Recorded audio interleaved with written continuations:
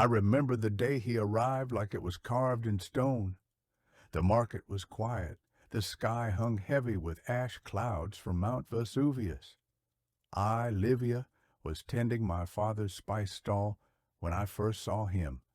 Aelius. His cloak was torn, his sandals dusted with miles of travel. But his eyes, they held storms.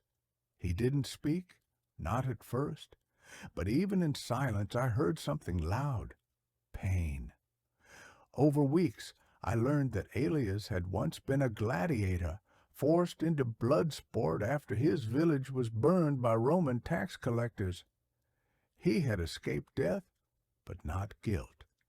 He came to Pompeii to disappear, but as I spoke to him each day, I could tell he didn't want to vanish. Not really. He wanted to be seen by someone who didn't fear him. That someone became me. We met under the fig tree behind the bathhouse every evening. That's where he told me he once loved a girl who died screaming in a fire. That's where I told him I'd been promised in marriage to a man I didn't love, a merchant with gold, but no soul. We shared everything, our laughs, our scars, our silences. I think we fell in love between breaths, slowly and without warning. But Pompeii has ears. A soldier recognized Aelius from the arena posters. One night, soldiers came to the stall asking questions. My father's hands trembled. "You will destroy us," he said to me. I didn't sleep that night. I met Aelius by the fig tree crying. "We must run," I whispered. He nodded, but his eyes said, "Running hasn't saved me before." We planned to leave. One night before the wedding, I hid jewels in my cloak. Aelius waited with a cart beyond the gate, but then the earth rumbled. Mount Vesuvius growled like a beast waking. People screamed. Ash rained like snow.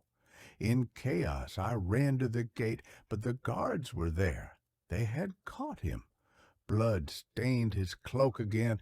They let me see him once, behind a barred window, chained and broken. "I should have left sooner," I said. He smiled. "Even if I die now, I got to love again. I got to meet you." We didn't kiss. We just touched hands through the bars. That was our last goodbye. The eruption swallowed this city. My family escaped. I never saw Aelius again. Some say he died in chains. Others believe he escaped during the chaos. But I believe this: love doesn't always need a lifetime. Sometimes it only needs a heartbeat. Years later, I returned. The fig tree was gone. Ash covered everything, but in the silence I heard his voice. I sat and wrote our story, not because I wanted to remember, but because I never wanted the world to forget.